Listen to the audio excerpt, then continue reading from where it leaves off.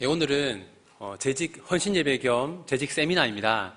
본문 말씀을 지금 읽지 않고 세미나를 진행하면서 살펴볼 구절들이 많이 있는데 하나씩 보도록 하겠습니다.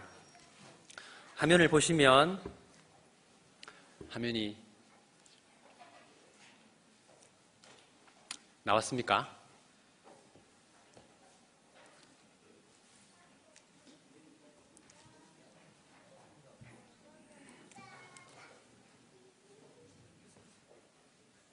죄송합니다.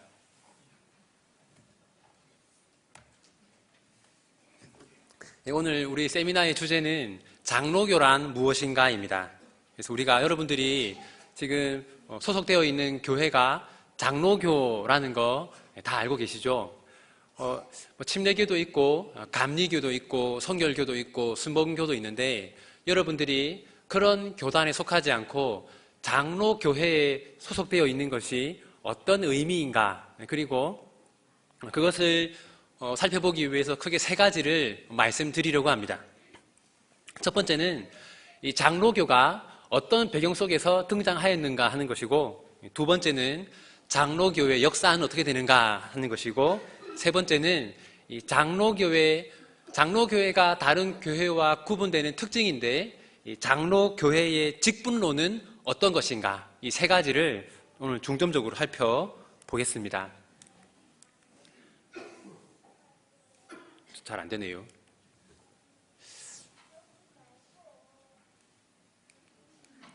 죄송합니다. 이게 아까는 잘 됐는데, 장로교를 처음 설계한 사람, 이 장로교라는 것을 신학적으로 만든 사람은 이 칼빈입니다. 잠시만요. 한번.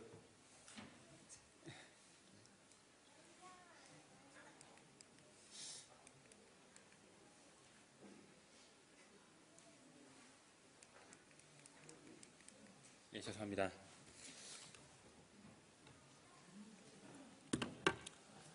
장로교를 처음 만든 사람은 칼빈인데, 칼빈이 왜 장로교회라는 것을 내가 이런 장로교회를 세워야겠다 생각을 했냐면 그 당시 교회가 잘못되어 있었기 때문입니다. 그 당시 교회가 바른 교회였다면 칼빈이 다른 형태의 교회를 만들 필요가 없었겠죠. 그렇다면 이 중세의 교회가 어떤 점에서 잘못되었는가? 첫 번째, 이 중세 교회는 성직자와 평신도가 구분되어 있었습니다. 이게 어떤 의미냐면 성직자는 하나님과 더 가까운 사람이고 평신도는 하급 신자로 여겨졌습니다. 지금도 가톨릭 교회에서 미사라고 하죠. 미사라는 이름의 예배를 드리는 걸 보면 저기 사제들과 성도들 사이에 뭐가 있습니까? 네, 담이 있죠. 저게 성직자와 평신도를 구분하는 것입니다. 이것은 가톨릭 교회에서 그 사제 서품을 받는 모습인데, 가톨릭 신자들은 이제 예를 들어 제가 이제 가톨릭 사제로 서품을 받게 된다. 그러니까 우리로 치면 목사 임직이죠. 사제 서품을 받으면 그 순간부터 특별한 사람이 된다고 믿습니다. 그러니까 사람 이상, 그러니까 사람과 하나님 사이에 위치한 그런 존재가 된다고 믿는 것이죠. 뿐만 아니라 이 사제들 사이에도 계급이 있습니다. 저렇게 크게 나눌 수 있는데, 평신도 위에 사제가 있는데 이 사제는 신부, 주교, 대주교, 추기경, 교황 이렇게 나눌 수 있고, 보시면 뉴스에 보면 가끔 이제 신부님들 나오지 않습니까? 복장도 그 계급에 따라서 정해져 있습니다. 근데 이것은 올바르지 않죠. 왜 올바르지 않느냐? 교회 공동체라는 것은, 그러니까 교회 성도들 가운데에는 위아래가 있을 수 없습니다. 한번 에베소서 1장 22절 말씀을 같이 한번 읽어보겠습니다. 또 만물을 그의 발 아래 복종하게 하시고 그를 만물 위에 교회의 머리로 삼으셨느니라. 아멘. 이 말씀을 보시면 교회의 머리가 누구라고 말씀하고 있습니까? 그리스도가 교회의 머리라고 말하고 있습니다. 성경 어디에서도 그리스도 외에 다른 머리를 말하는 경우가 없습니다. 그러므로 그리스도만 우리의 스승이시고 우리의 주님이시고 그 외의 모든 성도들은 다 평등한 것이죠. 가끔 이제 어떤 사람이 이렇게 얘기를 하는 걸 들었습니다. 이런 얘기해서 죄송합니다. 그러니까 자기가 이제 저의 제자라고 하길래 제가 이제 교회에는 제자가 없다. 우리는 모두가 다 그리스도의 제자지. 교회 안에서 스승과 제자 그런 건 없다. 교회의 머리는 그리스도밖에 없다라는 얘기를 한 적이 있는데 그렇습니다. 그러므로 이런 가톨릭의 계급화된 교회는 잘못된 것이죠. 이런 교회 형태를 감독교회라고 합니다. 감독교회라는 것은 교회의 어떤 권한이 소수의 성직자에게만 집중되어 있는 것을 말합니다. 그래서 그럼 평신도는 어떤 일을 하는가? 평신도의 역할은 성직자가 하는 일을 도와주고 보조하는 역할에 제한됩니다. 이렇게 성직자와 평신도를 엄격하게 구분하는 거죠. 이게 왜 잘못되었는가 하면 핵심적인 것은 이것이 만인제사장주의에 위배되기 때문입니다. 만인제사장주의라는 것은 이 말씀에 잘 나와 있는데 우리 같이 한번 읽어보겠습니다. 그러나 너희는 택하신 족속이요 왕같은 제사장들이요 거룩한 나라요 그의 소유가 된 백성이니. 이 말씀을 보시면 신약의 성도들을 향해서 뭐라고 부르고 있습니까? 왕같은 제사장이라고 부르고 있습니다. 구약시대에는 왕, 선지자, 제사장 이렇게 특별한 하나님의 사람들이 있었습니다. 그들은 분명 특별한 사람이었습니다. 특별하기 때문에 그렇게 기름 부음을 받고 특별한 직분과 역할을 수행했습니다. 그런데 신약시대에는 더 이상 그렇지 않습니다. 그래서 신약시대에도 성직자와 평신도를 구분 짓는 것은 비성경적입니다. 다른 말로 하면 여러분들도 가끔씩 그런 말을 하지 않습니까? 예를 들어서 통영에 제가 아는 집사님이 계신데 그 교회에서 다행히 저희 교회에는 그런 말을 하는 목사님이 없습니다. 계속 하나님의 종 이렇게 계속 자기를 그런 식으로 좀 특별한 것처럼 얘기를 하니까 한 집사님이 이제 하루는 너무 화가 나서 목사님은 하나님의 종이지만 저는 하나님의 딸입니다. 이렇게 얘기를 하셨다고 해요. 무슨 말이냐면 이 말이 내포하는 것은 교회에는 특별히 그러니까 원래부터 거룩하거나 원래부터 평범한 사람은 없다는 것입니다. 다시 말해서 교회에는 평신도가 있을 수 없습니다. 여러분 성경을 보시면서 평범하게 살아도 된다라는 말씀을 보신 적이 있습니까? 한 번도 보신 적 없죠? 그 어떤 성도도 평범하게 살아서는 안 됩니다. 그러니까 평신도란 없는 것이죠. 우리 모두가 성직자로 살아야 합니다. 그런 점에서 이 감독교회는 문제가 있습니다. 그리고 이러한 감독주의화된 로마 교회에 대한 반발로 정반대의 교회 형태가 생기는데 이것을 해중교회라고 합니다. 해중교회는 대표적인 것이 제세례파 교회입니다. 감독교회는 이 평신도와 성직자를 엄격하게 구분하지 않습니까? 그러니까 거기에 대한 반발로 나왔으니까 이 제세례파에는 뭐가 없겠습니까? 이런 구분이 없습니다. 그러니까 지금도 제세례파 교회라는 것이 어떤 정해진 헌법이라든지 신학이라든지 그런 게 없기 때문에 이 제세례파 교회는 교회마다 다르긴 한데 많은 제세례파 교회에는 이 목사가 따로 없습니다. 심지어 어떤 교회는 돌아가면서 목사의 역할을 맡기도 합니다. 그러니까 감독교회에 대한 반발로 해중교회가 나왔는데 이 해중교회도 그런 문제를 가지고 있습니다. 저 그림을 보시면 저 그림은 제세례파가 어떤 사람들인가 하는 것을 가장 잘 보여주는 그림이라고 해서 좀 유명한 그림입니다. 저기 보면 물에 빠진 사람이 있고 건지려고 하는 사람이 있죠. 지금 물에 빠진 사람은 건져주려고 하는 사람을 잡으러 온 사람입니다. 건지려고 하는 사람은 누구냐면 더크 윌렘스라고 하는데 제세례파 신자입니다. 이때 제세례파는 이단으로 간주되어서 사형에 처하는 경우가 있었는데 이 사람도 제세례파 신앙 때문에 감옥에 갇혀 있었습니다. 탈출해서 도망을 가고 있었는데 이제 경비병들이 잡으러 온 것이죠. 잡으러 왔는데 더크 윌리엄스는 그 얼어있던 강을 무사히 지났는데 더크 윌리엄스를 잡으러 왔던 그 경비병이 얼음이 깨지는 바람에 호수에 빠진 겁니다. 근데 제세례파 신학이 어떤 특징이 있냐면 원칙주의적인 특징을 가집니다. 하나님의 말씀을 문자적으로 목숨을 걸고 순종하려고 하는 그런 경향이 있습니다. 그래서 원수를 사랑하라. 실제로 그 말씀에 순종하기 위해 정말 노력하거든요. 이 사람이 자기를 잡으러 온 사람이 물에 빠졌는데 원수를 사랑하라는 말씀을 지키기 위해서 이 물에 빠져 있던 경비병을 건져줍니다. 그럼 그 뒤에 어떻게 되는지 아십니까? 이 경비병이 더크 윌리엄스를 잡아가지고 나중에 하형에 처하게 됩니다.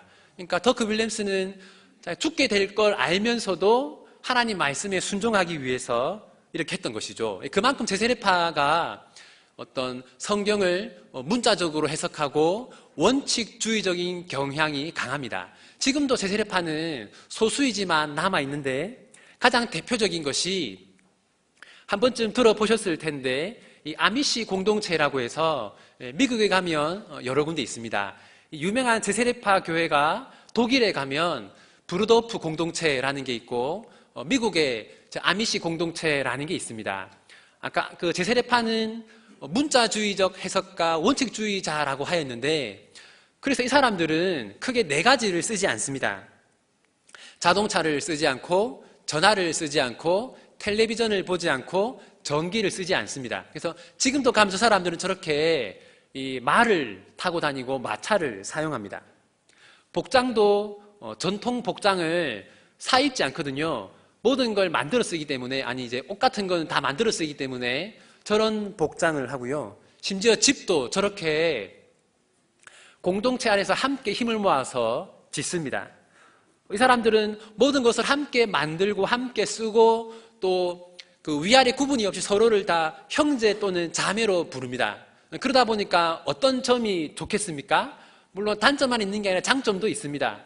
우리가 이제 한 교회 성도고 한 가족이고 이런 그 끈끈한 관계는 정말 우리가 본받을 만한 부분이라고 할 수 있습니다. 그런데 교회론에 있어서 분명 심각한 문제가 있습니다.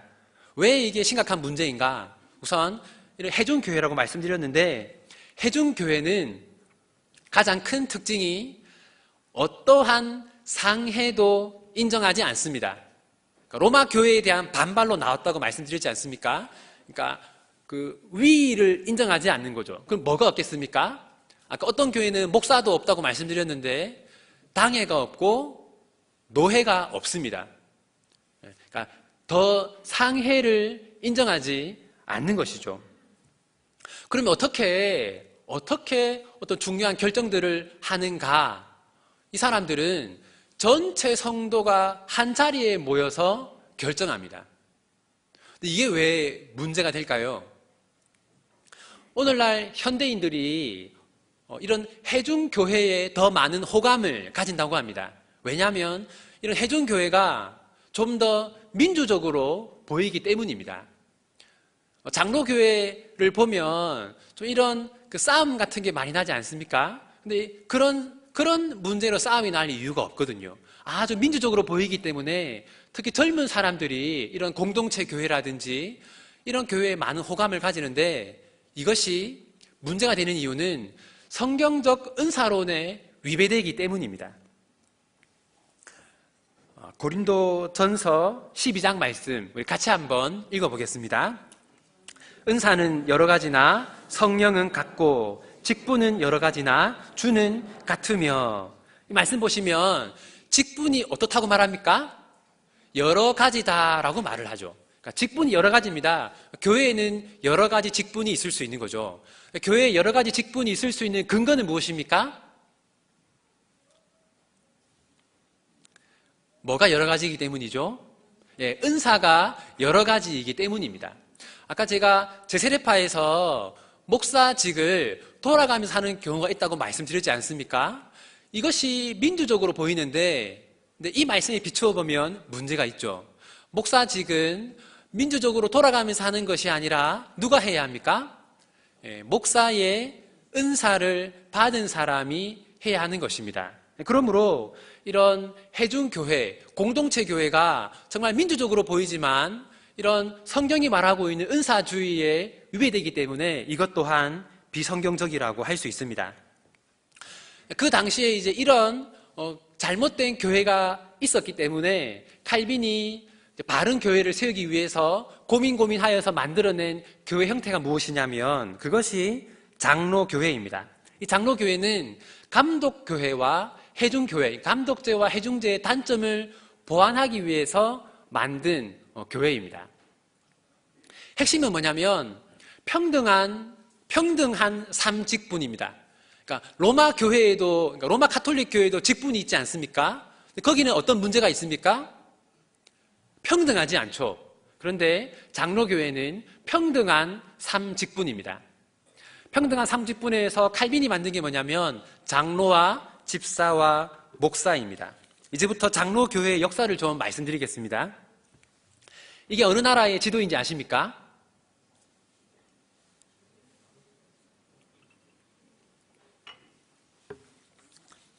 스코틀랜드 지도입니다. 제가 장로교를 처음 설계한 사람이 누구라고 말씀드렸습니까? 칼빈이죠. 칼빈이 이 당시에 어디에 있었냐면 스위스 제네바에서 목회를 하고 있었습니다. 그런데 왜 스위스 제네바가 아니라 스코틀랜드에서 장로교회가 제일 먼저 시행되었는가? 거기에는 이런 이유가 있습니다. 장로교가 처음 구현된 나라는 스코틀랜드인데 그 이유는 이 존 낙스라는 사람 때문입니다. 왼쪽에 보이는 것은 스코틀랜드 에딘버러에 위치한 존 낙스의 생가입니다.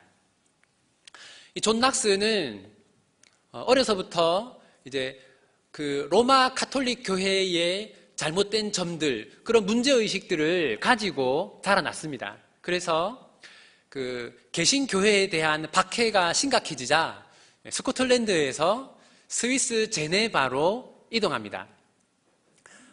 보시면 그 흰 그림이 스위스 지도이고 제일 왼쪽 밑부분에 보면 좀 큰 검은색 동그라미가 있죠. 이게 지금 안 되는데, 예. 그 당시 제네바는 이 스위스 연방에서 아주 작은 도시였습니다. 근데 왜 여기를 갔냐면 바로 여기에 누가 있었기 때문일까요? 칼빈이 여기 있었기 때문입니다. 칼빈은 스위스 제네바에 제네바 아카데미라는 학교를 세웠습니다. 그림 저것인데 저기서 이제 칼빈은 이제 로마 교회가 왜 잘못되었는가부터 시작해서 바른 교리는 무엇인가 이런 것들을 이제 가르쳤습니다. 그러니까 존 낙스가 배우기 위해 저곳으로 간 것이죠. 저는 오래전 모습이고 이제 작년에 그 종교개혁 500주년을 기념해서 복원을 했습니다. 제가 5년 전에 간 적이 있는데 그때는 공사를 하고 있었어요. 지금 다시 이제 자료를 찾아보니까 저렇게 깔끔하게 다 끝났는데 제가 알기로 몇 년 후에 저희 교회에서 종교개혁제 탐방을 갈 수도 있다고 그런 소문을 들었는데 아마 저기도 갈 겁니다. 네, 저런 곳이에요. 그러니까 저기서 500년 전에 칼빈이 그 전 유럽의 그 어떤 깨어있는 젊은 사람들을 불러 모아서 그들을 가르치고 다시 그들을 고국으로 돌려보내서 그 종교개혁을 확산시키는 일을 했는데 그 중에 한 사람이 존 낙스였던 겁니다. 존 낙스가 저기서 12년 동안 칼빈과 공동 목회를 하면서 칼빈에게 배웁니다. 그리고 이제 스코틀랜드로 다시 돌아가게 됩니다. 그리고 스코틀랜드에 그 세인트 자일스 교회라는 교회를 세웁니다. 저 교회입니다. 정면 모습이고 내부는 이렇습니다. 유명한 말이 있는데 존 낙스가 스코틀랜드를 주시든가 아니면 내 목숨을 거두 가십시오. 그러니까 목숨을 걸고 스코틀랜드 종교개혁을 이끌어냈다는 말입니다. 이때 여왕이 메리 여왕이었는데 잉글랜드의 그 피의 메리 여왕과는 다른 사람입니다. 다른 메리 여왕인데 이 사람도 개신교를 아주 박해하던 그런 사람이었습니다. 메리가 남긴 말이 있는데 100만 군사보다 존 낙스의 기도가 더 무섭다, 이런 말을 남겼어요. 존 낙스가 이 당시 의회를 설득합니다. 그리고 1560년에 이 스코틀랜드 의회가 결정을 해요. 우리 스코틀랜드는 이제 모두가 다 장로교 신자가 되기로 한다.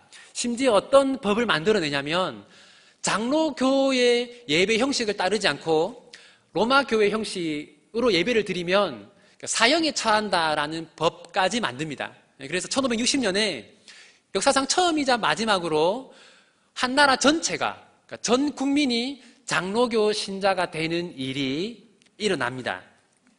그런데 이때 한 가지 문제가 발생합니다.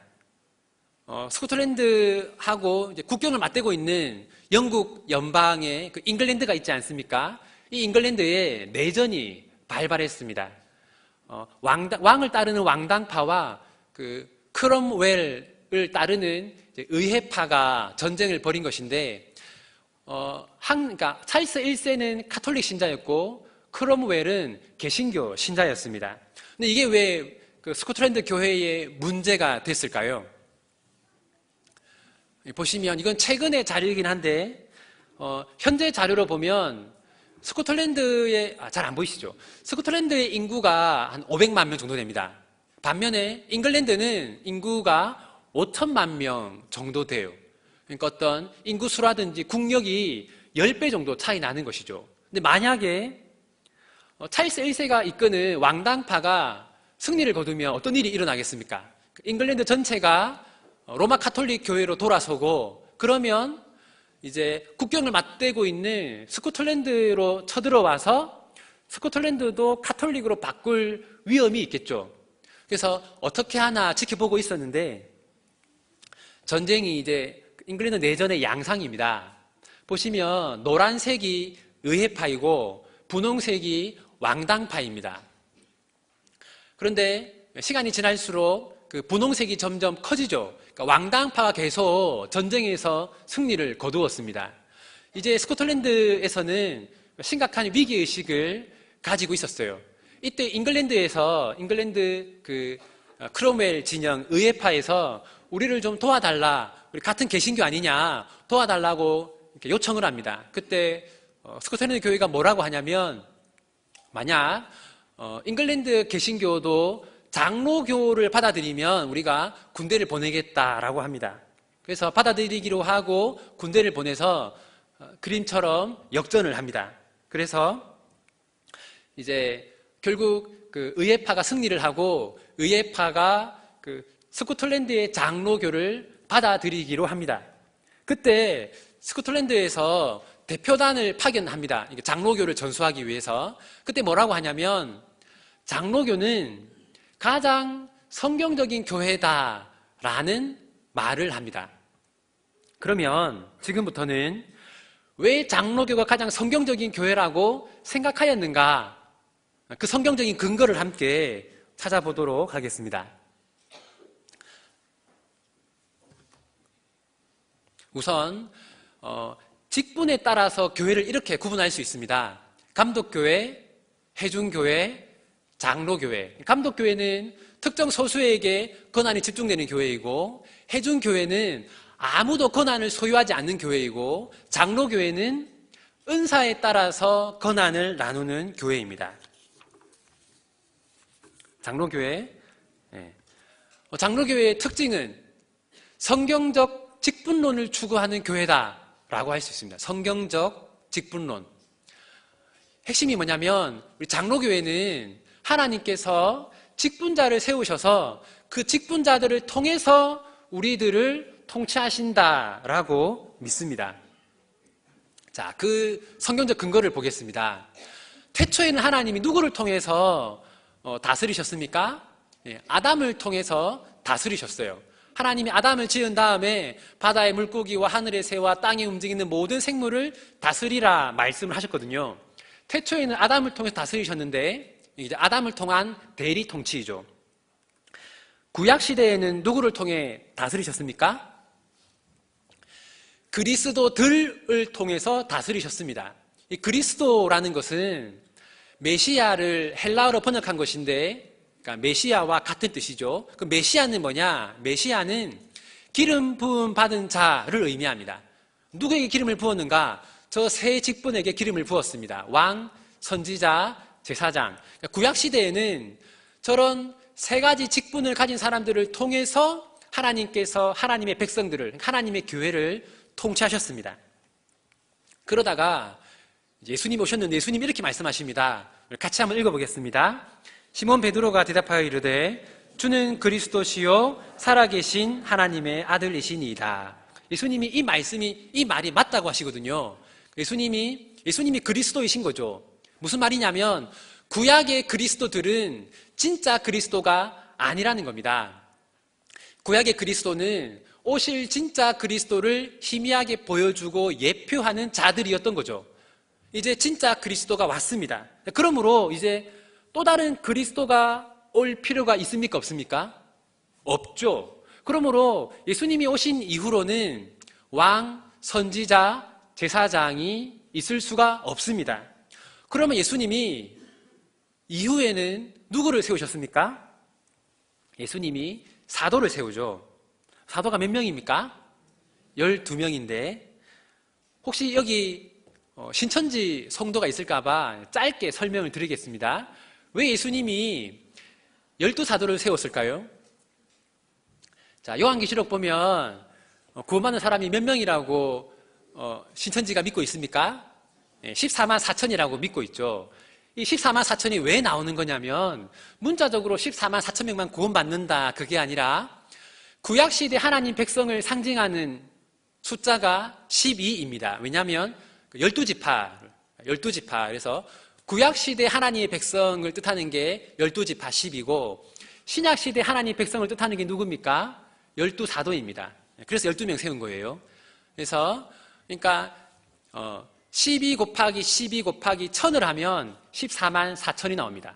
이 말은 구약시대 하나님 백성과 신약시대 하나님 백성 전체라는 뜻입니다. 그러니까 14만 4천 명이라는 것은 하나님께서 구원하기로 예정하신 모든 그 하나님 백성의 숫자를 말하는 것이지 문자적으로 14만 4천 명만 말하는 거 아닙니다. 예, 회심하고 우리 교회로 오십시오. 예. 그러면 사도들은 누구를 세웠습니까? 사도들은 또 다른 사도를 세운 것이 아니라 장로를 세웠습니다. 이 말씀을 보시면 같이 한번 읽어보겠습니다. 각 교회에서 장로들을 택하여 금식 기도하며 그들이 믿는 주께 그들을 위탁하고, 사도들이 교회를 세운 다음에 그 교회에서 또 다른 사도를 세운 것이 아니라 장로를 세웠습니다. 그 밑에 말씀도 보겠습니다. 내가 너를 그레데에 남겨둔 이유는 남은 일을 정리하고 내가 명한 대로 각 성에 장로들을 세우게 하려 함이니. 중요한 것은 사도들은 또 다른 사도를 세운 것이 아니라 장로를 세웠다라는 것입니다. 그러므로 오늘날에도 스스로를 사도라고 하는 사람들이 있습니다. 그래서 아프리카에서 사역하는 사도를 모시고 와서 어떤 집회를 하기도 하는 그런 경우가 있는데 여러분 절대 가시면 안 됩니다. 자, 그리고 사도들도 스스로를 장로라고 칭했습니다. 말씀 읽어보겠습니다. 장로인 나는 택하심을 받은 부녀와 그의 자녀들에게 편지하노니. 요한 2서 말씀이니까 사도 요한이 한 말이죠. 사도 요한이 자기가 사도이면서 자기 교회의 장로라고 자기를 칭한 겁니다. 그러므로 예수님은 사도를 세우셨고 사도들은 교회를 세웠는데 그 교회의 지도자로 누구를 세운 건가요? 장로를 세운 겁니다. 그리고 장로 직분에 집사 직분이 추가됩니다. 한번 같이 읽어보겠습니다. 형제들아 너희 가운데서 성령과 지혜가 충만하여 칭찬받는 사람 7을 택하라. 우리가 이 일을 그들에게 맡기고 우리는 오로지 기도하는 일과 말씀 사역에 힘쓰리라 하니. 이 사도들이 말씀을 가르치는 것, 이 일은 잘할 수 있었는데 어떤 가난한 사람들을 구제하는 이런 일들은 잘할 수가 없었습니다. 그래서 실제로 문제가 생겼습니다. 그래서 우리들은 말씀과 기도에 집중하겠다. 대신 가난한 사람들을 구제하는 일은 집사들을 세워서 하자라고 해서 처음에 장로 직분이 있었는데 거기에 이제 집사 직분이 추가됩니다. 그리고 장로 직분이 두 가지로 나눠집니다. 같이 읽어보겠습니다. 잘 다스리는 장로들은 배나 존경할 자로 알되 말씀과 가르침에 수고하는 이들에게는 더욱 그리할 것이니라. 여기 보시면 장로가 두 부류가 나옵니다. 처음에 나오는 장로는 뭡니까? 잘 다스리는, 그러니까 다스리는 장로죠. 그 뒤에 나오는 장로는 뭡니까? 네, 말씀과 가르침에 수고하는 장로. 이렇게 장로의 직분이 두 가지로 나눠지는데 여기서 가르치는 장로는 이후에 명칭이 목사로 바뀌게 됩니다. 그래서 초대교회에는 대표적인 직분이 세 가지입니다. 장로와 집사와 목사입니다. 그러니까 장로는 다스리는 장로로서 그러니까 성도들을 다스린다는 게 자기 마음대로 이렇게 한다는 게 아니라 성도들의 가정을 신방하고 하나님 말씀대로 살고 있지 않으면 이렇게 살면 안 됩니다라고 건면하고 건징하는 일을 했습니다. 그게 장로의 역할이죠. 집사의 역할은 구제와 봉사하는 일이고, 그리고 목사는 가르치는 역할을, 그러니까 설교하는 일을 수행했습니다. 그런데 여기서 이미 초대교회 때부터 이제 이름은 건사가 아니지만 지금 건사가 하는 일을 했던 사람들이 등장합니다. 우선 그 배경을 좀 말씀드려야 되는데 이게 뭡니까? 성전이죠. 예루살렘 성전입니다. 성전인데 예루살렘 성전은 크게 이렇게 위에서 본 모습이고 예루살렘 성전은 크게 세 부분으로 나눌 수 있습니다. 저 가장 바깥 성벽 보이죠? 바깥 성벽 안에 있는 저 넓은 공간, 저기를 이방인의 뜰이라고 부릅니다. 저 이방인의 뜰은 원래 이방 사람이었는데 유대교로 개종한 사람들이 저기 올 수 있었습니다. 저기 이방인의 뜰이라고 하고, 그 다음에 이제 제일 오른쪽이 입구입니다. 들어가면 제일 오른쪽에 있는 공간이 있죠. 저기는 여인의 뜰이라고 부릅니다. 이제 그 안이 이제 진짜 엄밀한 의미의 성전인 겁니다. 저 높은 건 이제 지성소고. 근데 여인의 뜰은 실제적으로 어떤 예배와 관련한, 제사와 관련한 일을 하는 공간은 아닙니다. 그러니까 여자들이 들어갈 수 있는 공간에서는 실제적인 예배 행위를 하지 않습니다. 지금까지 성전 중심의 예배를 드릴 때까지는 예배라는 것은 남자 중심의 일이었습니다. 그런데 중요한 변화가 생깁니다. 같이 한번 읽어보겠습니다. 아시아의 교회들이 너희에게 무난하고 아굴라와 브리스가와 그 집에 있는 교회가 주 안에서 너희에게 간절히 무난하고.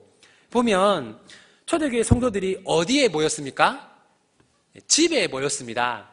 여러 가지 이유가 있는데 우선은 초대교회에는 기독교인들을 향한 심각한 박해가 있었기 때문에 공개적으로 예배를 드릴 수 없었습니다. 그래서 집에서 모이기도 했고 또 많이 어려웠기 때문에 어떤 기독교인들을 위한 특정한 공간을 마련하기가 어려웠습니다. 그래서 알려진 바에 따르면 AD 3세기까지는 기독교인들이 따로 건물을 가지지 않았다고 합니다. 주로 집에서 모였습니다.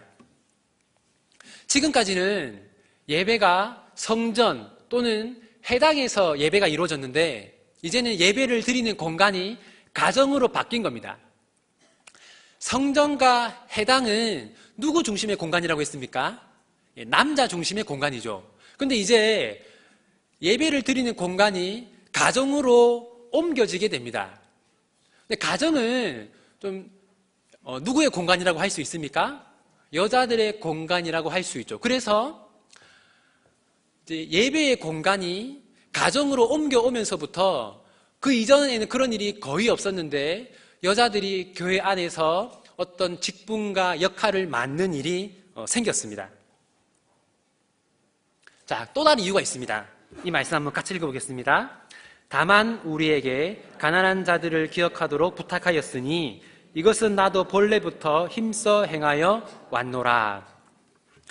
예루살렘 교회가 사도 바울에게 부탁한 겁니다. 우리 바울 선생님, 가난한 사람들을 잘 도와주십시오. 그러니까 초대교회는 가난한 사람들을 섬기고 구제하는 일을 아주 중요하게 여겼다는 겁니다.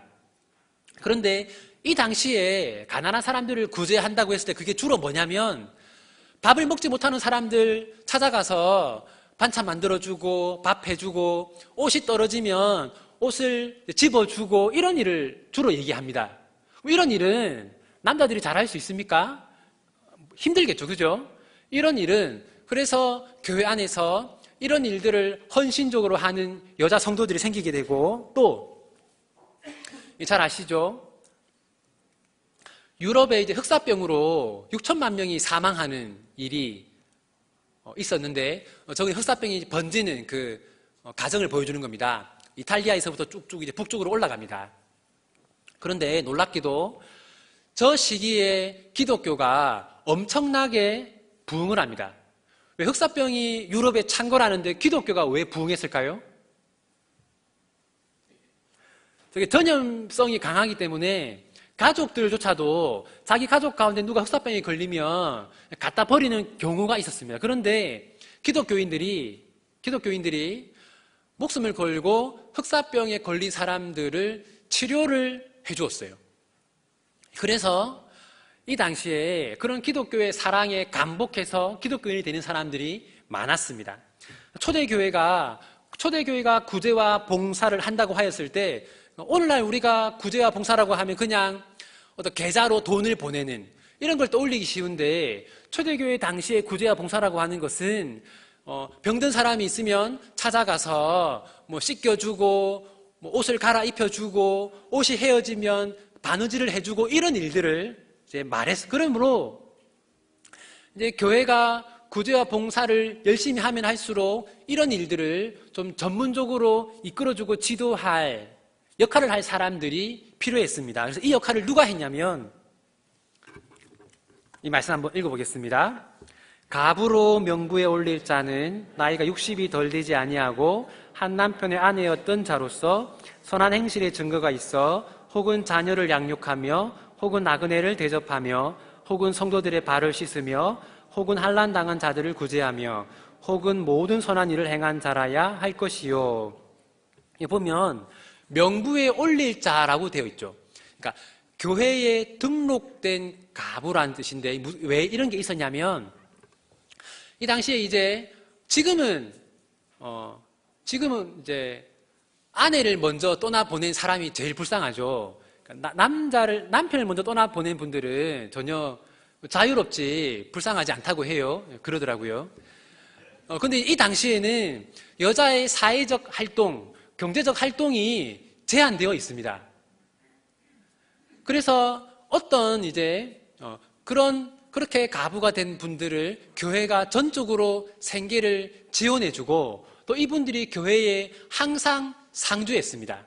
그러니까 교회는 이분들의 생계를 지원하고 이분들은 그 교회가 해야 하는 일들, 그러니까 구제와 봉사와 가난한 자들을 돌보고 환자들을 돌보는 일을 한 것이죠. 그런데 아무나 그렇게 한 것이 아니라 명부에 올릴 수 있는 조건이 있습니다. 뭐라고 되어 있습니까? 나그네를 대접하며 성도들의 발을 씻으며 환난 당한 자들을 구제하며, 그러니까 이런 가난한 자들을 구제하고 환자들을 돌보는 일을 원래부터 잘 해왔던 사람들 가운데 몇몇 분들을 교회 명부에 등록하고, 그래서 이때부터 이분들이 이제 오늘날로 치면 건사의 일을 한 것이죠. 이렇게 직분이 시작되었다고 말합니다. 그러면 이제 마지막으로 그럼 어떤 사람이 목사, 장로, 집사, 권사가 되어야 하는가 하는 걸 마지막으로 살펴보겠습니다. 한 10분쯤 주무시고 계신데 죄송합니다. 이렇게 제가 길게 한 적이 없는데, 자, 어떤 사람이 목사가 되어야 하는가? 목사는 어떤 장로라고 했습니까? 목사는 가르치는 장로입니다. 그러므로 어떤 은사가 있는 사람이 해야 됩니까? 그렇죠. 가르치는 은사가 있는 사람이 목사가 되어야 합니다. 한번 말씀 읽어보겠습니다. 내가 이럴 때까지 읽는 것과 권하는 것과 가르치는 것에 전념하라. 사도 바울이 목회자 디도에게 이렇게 명령하는 겁니다. 이제 목회자 디도에게 너는 읽는 것, 이게 뭘 읽는 거겠습니까? 성도들에게 성경을 읽어주는 것, 권하는 것, 뭘 권하는 거겠어요? 성경대로 살아가라고 권하는 것이죠. 가르치는 것, 성경을 가르치는 것. 다시 말해서 누가 목사인가? 목사는 어떤 일을 잘해야 하는가? 이런 사람이 목사가 되어야 한다는 것. 그렇다고 해서 삶은 엉망인데 성경만 잘 가르치면 되는가? 안 되겠죠? 그러니까 삶으로도 잘 가르칠 수 있는 사람이 저는 제 목사하면 안 되는데 어쨌든 그렇다는 겁니다. 그러면 또 하나 이제 중요한 쟁점인데 여러분 목사가 교회를 세운다고 생각하십니까? 아니면 교회가 목사를 세운다고 생각하십니까? 보통 어떻게 교회가 생깁니까? 이제 사명이 투철한 목사님이 어디 가서 깃발을 꼽고 평생 헌신해서 교회를 세우죠. 여러분들이 그런 것들을 많이 봐오지 않았습니까? 그래서 목사가 교회를 세운다 이렇게 생각하기 쉬운데 한번 이 말씀을 보면 좀 길지만 한번 좀 읽어보겠습니다. 어떤 사람들이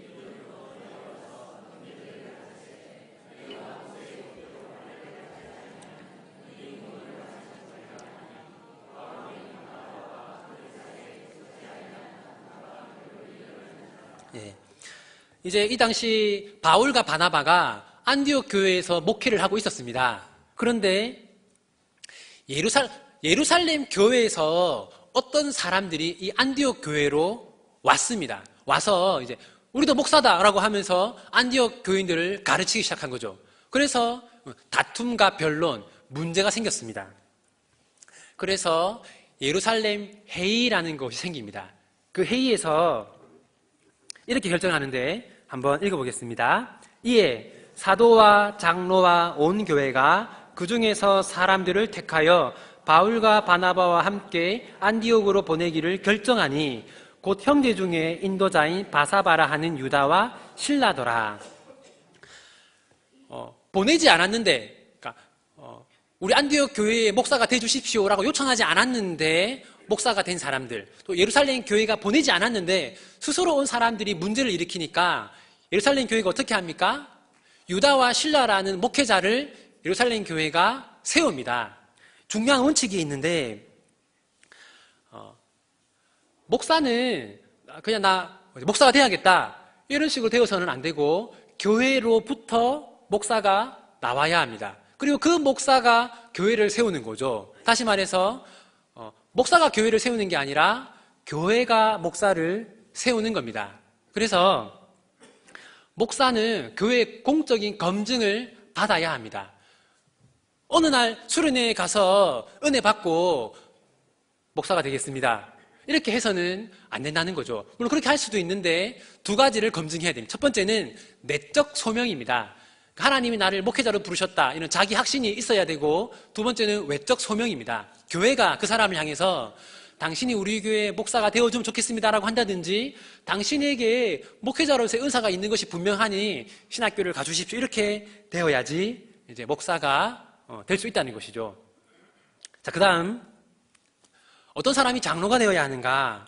장로는 어떤 장로라고 했습니까? 일반적으로 지금 장로는 다스리는 장로입니다. 그러면 당연히 어떤 사람이 장로가 되어야 합니까? 다스리는 은사가 있는 사람이 장로가 되어야겠죠. 그럼 여기서 이 다스린다는 게 뭔가? 이 말씀 한번 읽어보겠습니다. 자기 집을 잘 다스려 자녀들로 모든 공손함으로 복종하게 하는 자라야 할지며 사람이 자기 집을 다스릴 줄 알지 못하면 어찌 하나님의 교회를 돌보리요. 장로의 원칙이 뭡니까? 자기 집을 잘 다스려서 이 사람에게는 다스리는 은사가 있다는 것이 검증되면 교회의 장로로 세워야 한다는 겁니다. 여기서 다스린다는 게 뭡니까? 자기 자녀를 어떻게 해야 되죠? 공손함으로 복종하게 하는 자녀를 만들어야 합니다. 여기서 공손한으로 번역된 헬라어는 셈노테스라고 하는데 거룩한 이런 뜻이고 복종하게 하는 히포타게라는 헬라어인데 종속되다라는 뜻입니다. 다시 말해서 자신의 자녀를 거룩한 사람으로 길러내고 또 자신의 자녀를 하나님께 종속된 사람으로 길러낼 수 있는 사람, 그렇게 자기 가정을 잘 다스리는 사람이 교회에서도 장로가 되어야 한다라고 말하는 것입니다. 그런 점에서 어떤 사람이 장로가 되어야 합니까?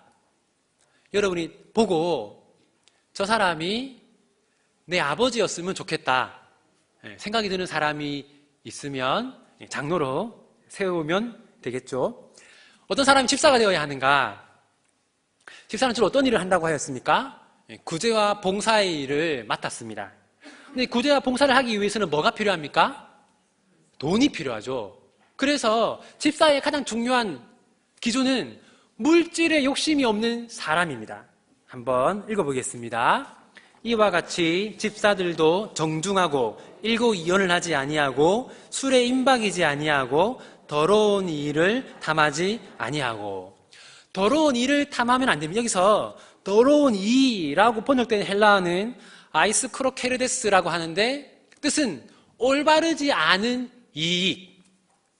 올바른 이익이라는 것은 성실하게 자기 일을 해서 돈을 버는 것이 아니라 어떻게 하면 편하게 돈을 많이 벌 수 있을까 이런 고민하는 사람은 이제 안 된다는 것이죠. 그런 사람은 집사 직분이라는 것을 이 돈을 관리하면서 그 돈을 자신의 이익을 위해 유용할 가능성이 있기 때문에 안 된다는 겁니다.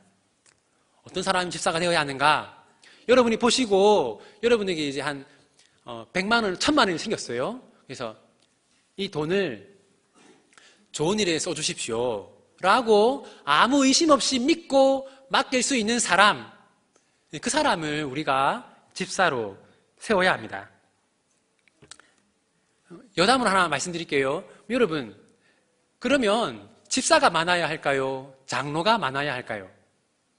집사는 2명만 있어야 한다가 아니라 있어도 됩니다. 2명만 있어도. 왜냐하면 1명만 있으면 어떤 문제가 생깁니까? 돈을 어떻게 쓰는지 알 수 없죠. 문제가 생길 수 있으니까 서로 견제하기 위해서 집사는 최소한 2명. 근데 장로는 가급적 많을수록 좋습니다. 우리 성도들을 아버지처럼 돌봐야 하니까. 그래서 보시고 정말 아버지의 마음으로 자기 가정도 잘 다스리고 있고 우리 성도들을 잘 돌볼 수 있을 것 같은 사람이면 이렇게 세우면 됩니다. 여러분 너무 인색하게 하지 마시고 다음에 하시면 됩니다. 자, 그러면 이제 마지막으로 어떤 사람이 권사가 되어야 하는가? 병자와 가난한 사람을 돌보는 일을 잘하기 위해서 교회가 권사의 직분을 세웠습니다. 그러므로 이 일을 잘할 수 있는 사람을 세워야 합니다. 이 일을 잘할 수 있는 사람. 아까 우리 읽었던 말씀인데 여기도 보면 선한 행실의 증거가 있는 사람을 교회에서 오늘날의 권사로 세웠다고 하지 않습니까? 그럼 만약에 이제 여러분 여성분들 중에서 일을 한다. 그럼 사실 일을 하시면 이 권사 일을 하시기 힘들지 않습니까? 그죠? 그러면 나중에 이제 권사 투표를 했는데 이렇게 뭐 된 거예요. 그럼 그때 이제 여러분들이 오해하지 마시고 나는 이 권사 일을 잘 할 수 없으니까 안 하겠습니다라고 하는 게 그렇게 하라는 게 아니고 이렇게 얘기하면 또 몇몇 분들이 내가 교회 일 안 하니까 지금 나한테 말하는 거구나 이렇게 그게 아니라 아닙니다. 그게 아니라 이제 오늘 제가 드린 말씀 따라서 원론적으로 그러니까 이 일을 평소에 할 수 있는 사람을 세워야 된다는. 그 다음에 그래서 여러분 직장 생활 하는 사람은 절대 뽑으면 안 된다더라. 그게 아니고요. 오해하지 마세요. 어쨌든 이제 그렇습니다. 빨리 결론을 내리겠습니다. 6가지 결론을 생각해 보았는데 첫 번째는 뭐냐면 우리는 장로교회의 신자고 장로교회는 가장 성경적인 교회다라는 것입니다. 이 스코틀랜드 장로교회 성도들은 우리는 가장 바른 교회의 성도라는 자부심이 있었습니다. 그러니까 우리에게도 사실 그런 자부심이 있어야 합니다. 두 번째는 직분자들은 누구를 대신하는 자들입니까? 하나님을 대신하는 자들입니다. 그래서 내가 나에게 맡겨진 직분을 열심히 할수록 성도들이 하나님의 사랑을 더 많이 체험할 수 있습니다. 내가 맡은 직분을 성실하게 수행하지 않으면 하나님의 사랑을 성도들이 부족하게 체험하게 되는 것이죠. 그래서 사실은 교회가 많은 행사나 많은 프로그램을 사실은 할 필요가 없습니다. 무슨 말이냐면 장로교회는 이 장로교회의 직분론에 따라서 저마다 맡은 그 직분을 잘 수행하면 그게 건강한 교회가 되는 가장 바람직한 길입니다. 특별한 어떤 프로그램을 돌리지 않아도 직분을 맡은 자들이 자기 직분을 잘 수행하는 것이 교회를 건강하게 세우는 가장 중요한 방법입니다. 세 번째는 교회의 투표는 인기 투표가 아니다라는 것입니다. 은사에 따라서 역할을 분배하는 과정입니다. 제가 말씀드렸듯이 목사, 장로, 집사, 권사는 성경이 말하는 분명한 기준이 있고 그 기준에 따라서 그 은사를 가진 사람들이 그 직분을 맡아야 됩니다. 여러분들이 다음에 만약에 이제 교회에서 투표를 했는데 좀 마음이 상한 일이 생겼다. 그러면 하나님이 나에게는 다른 은사를 주셨구나라고 생각을 해야지 이게 내가 인기가 없구나, 내가 인정을 못 받는구나라고 생각하시면 절대 안 됩니다. 자, 네 번째는 교회가 건강하게 성장하고 부흥하기 위해서는 은사에 따라서 직분자를 세워야 합니다. 그래서 극단적으로 말하는 겁니다, 여러분. 자기 남편이라도 딱 보시기에, 극단적인 경우에요. 남편이라도 여러분 보시기에 우리 남편은 장로가 되면 큰일 날 것 같은데 그러면 이제 하면 안 되는 거죠. 예. 그렇게 하라는 게 아닙니다. 그러니까 제가 말씀드린 거는 은사에 따라서 직분자를 세우는 원칙이 있다는 거예요. 다섯 번째는 우리는 어떤 식으로 이제 직분자를 세웁니까? 한 번의 투표를 통해서 직분자를 세웁니다. 한 번의 투표를 통해서. 그러니까 하루아침에 집사가 생기고 권사가 생기고 장로가 생기는 거죠. 이것은 올바르지 않습니다.